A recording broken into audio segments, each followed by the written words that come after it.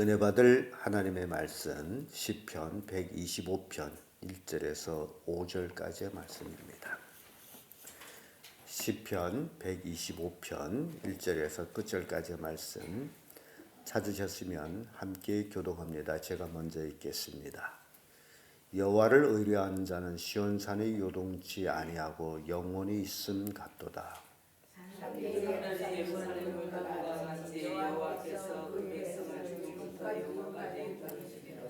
악인의 권세가 의인의 업에 미치지 못하리니 이는 의인으로 죄악이 손을 대지 않게 함이로다.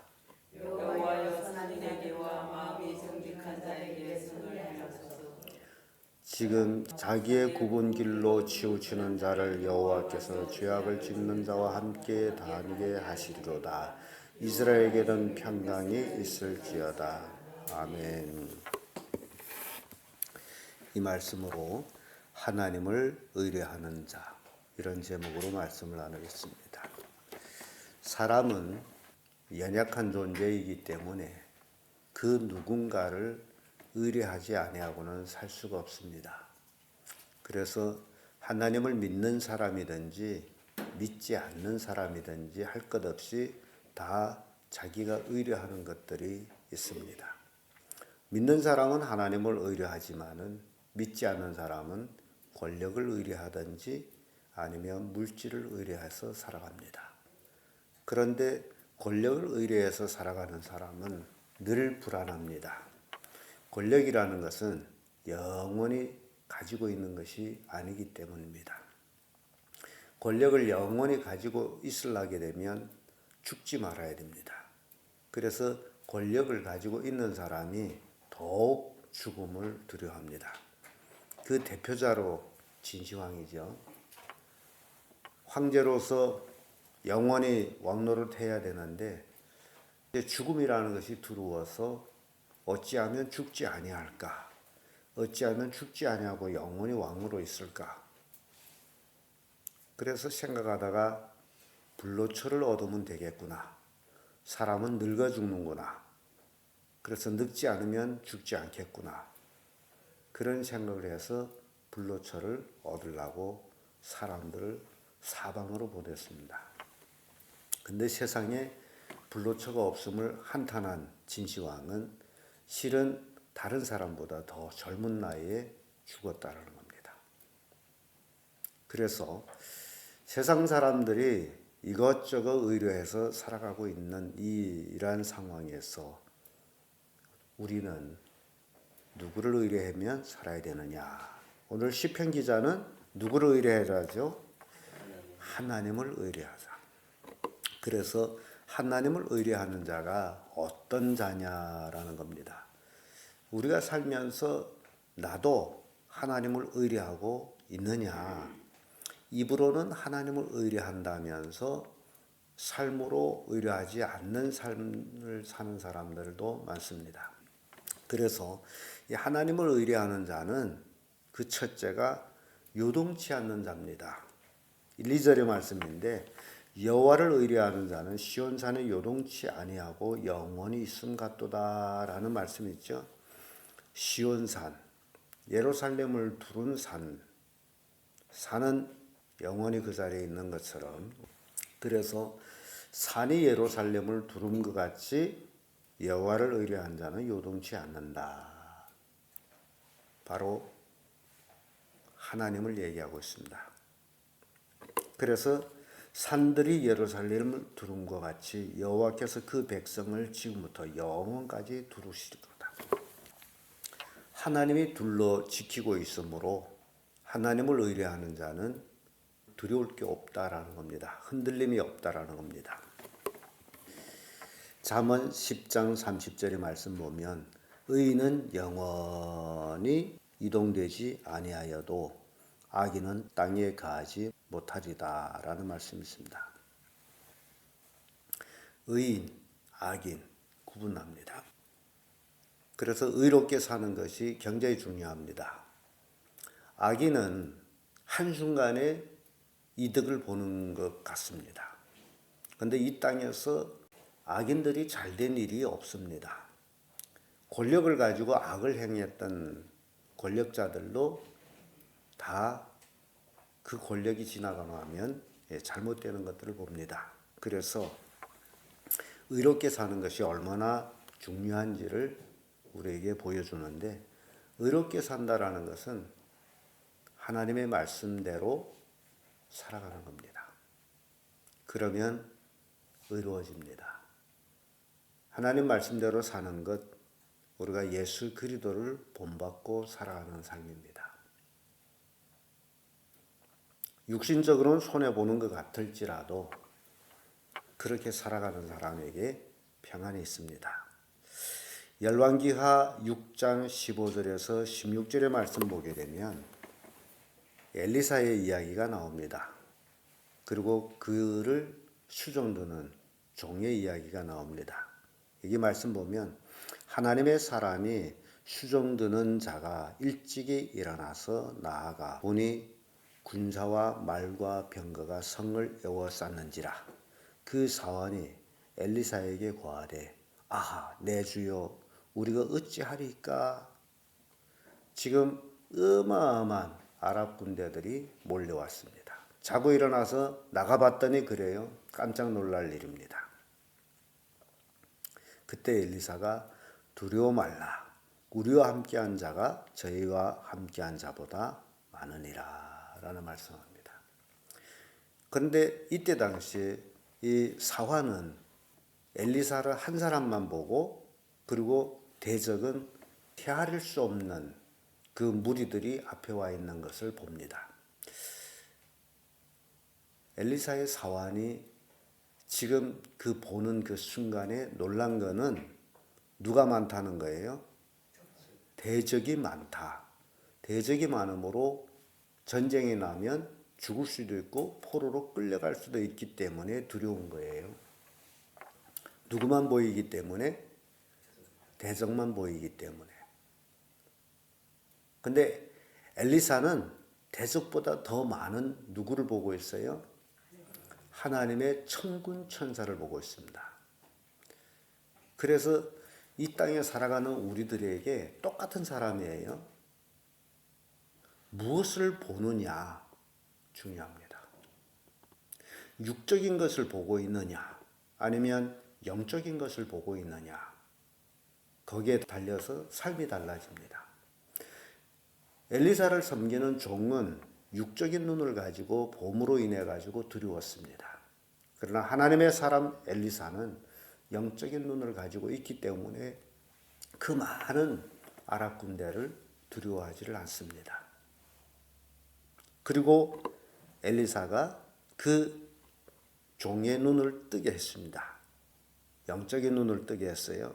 그랬더니 그가 본 것이 엘리사 뒤에 수많은 천군 천사, 불말, 불병거가 서 있는 걸 봤습니다.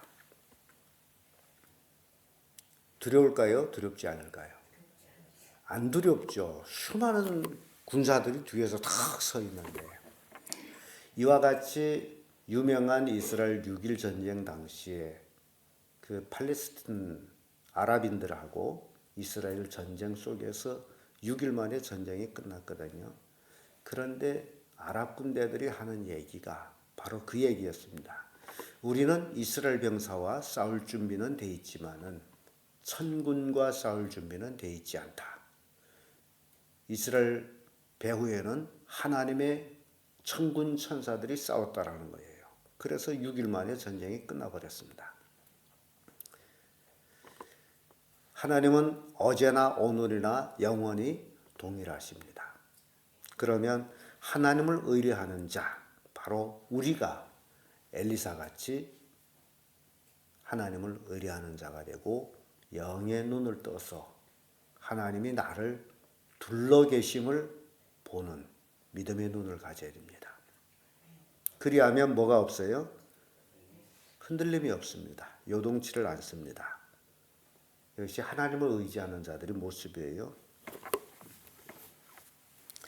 두 번째로 하나님을 의뢰하는 자는 악인이 미치지 못합니다.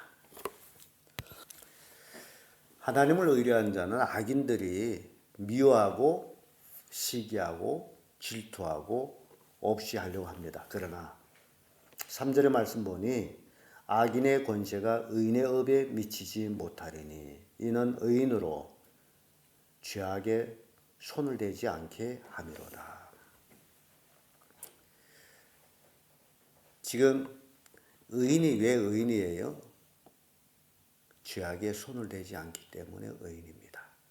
이 땅의 모든 법은 법을 범했을 때에 뭐 하는 거예요?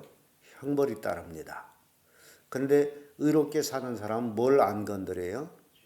죄에 손을 대지 아니하므로 그 법이 무효한 거예요. 이해가 됩니까?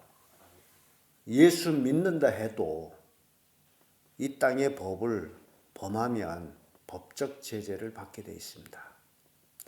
그래서 많은 사람들이 고난을 받는데 두 가지가 있어요. 어떤 사람은 믿음 때문에 고난받는 사람이 있느냐 하게 되면 어떤 사람은 자기의 잘못된 삶을 인해 가지고 고난을 받습니다.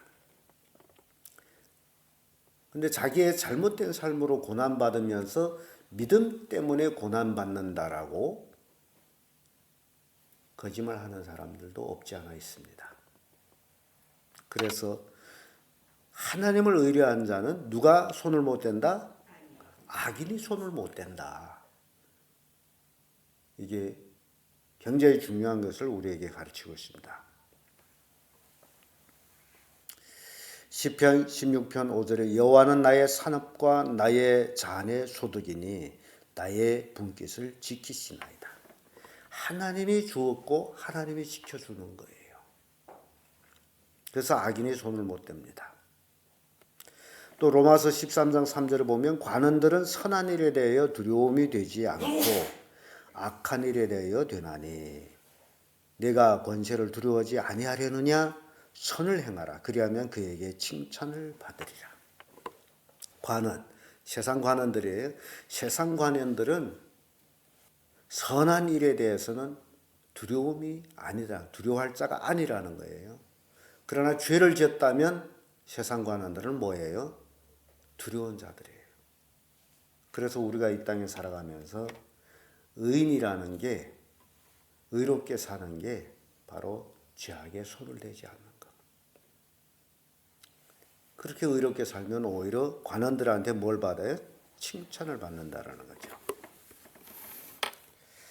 그래서 하나님을 의뢰하는 자가 바로 악인이 손을 못 대는 원인 중에 하나가 죄악에 손을 대지 않기 때문에. 그래서 우리의 삶을 잘 살펴봐야 됩니다. 우리는 너무나 죄악된 삶을 살아왔기 때문에 죄에 대한 생각이 굉장히 둔합니다. 죄에 대해서 민감하지 않아요. 그래서 이 정도는 괜찮다라고 생각하면 삽니다. 또 거기에 더 보태서 남들도 다 그렇게 사는데 이게 문제됩니다. 남들이 그렇게 살기 때문에 나도 그렇게 산다라는 그 자체가 문제되는 거예요. 우리는 누굽니까? 하나님의 자녀잖아요. 하나님의 자녀이기 때문에 하나님의 자녀다운 삶을 사는 자들이지 남들이 어떻게 산데서 사는 게 아닙니다. 이게 구분되는 거예요. 그래서 우리를 거룩한 성도라 그러죠. 절대로 불신자들이 어떻게 산데서 따라 배우는 게 아니에요. 그러면 똑같은 악인이 되어버립니다. 하나님의 거룩한 백성같이 이 땅에서 구별된 거룩한 삶을 사는 자들. 그래서 우리를 나그네라 그러죠. 그렇게 살면 악인이 손을 대지 못합니다. 끝으로 하나님을 의뢰하는 자는 하나님의 평강을 얻습니다. 4절 5절의 말씀인데 여호와여 선인에게와 마음에 정직한 자에게 선을 행하소서. 자기의 굽은 길로 치우치는 자를 여호와께서 죄악을 짓는 자와 함께 다니게 하시리로다. 이스라엘에게는 평강이 있을지어다. 이스라엘은 누구예요? 하나님을 의뢰하는 자입니다. 그들에게 뭐가 있다 그러죠? 평강이 있다. 새벽마다 하나님 앞에 나와 기도하는 것, 그게 건강의 보약이에요. 저는 그걸 느끼고 있습니다.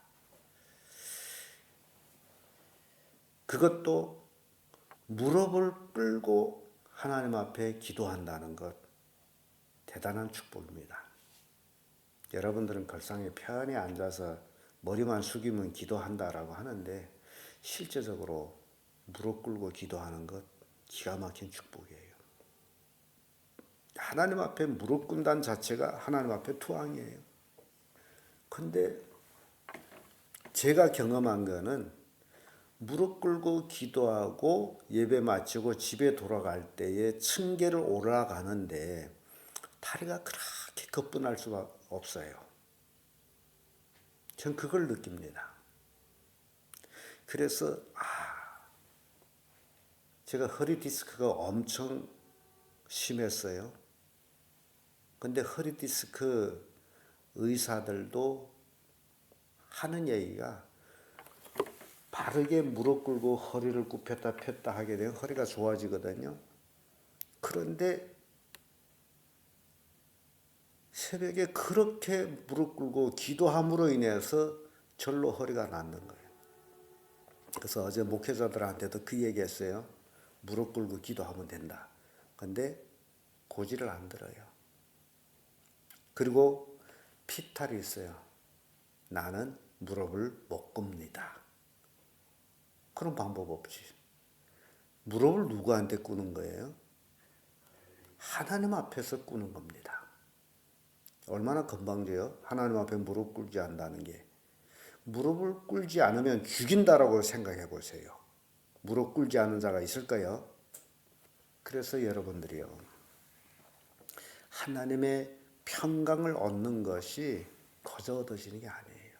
하나님을 기쁘시게 하는 자예요. 마음에 정직한 자예요. 선을 행하는 자예요. 그래서 우리가 신앙생활하면서 하나님을 의뢰한다는 것, 우리의 몸과 마음과 영이 함께 해야 됩니다.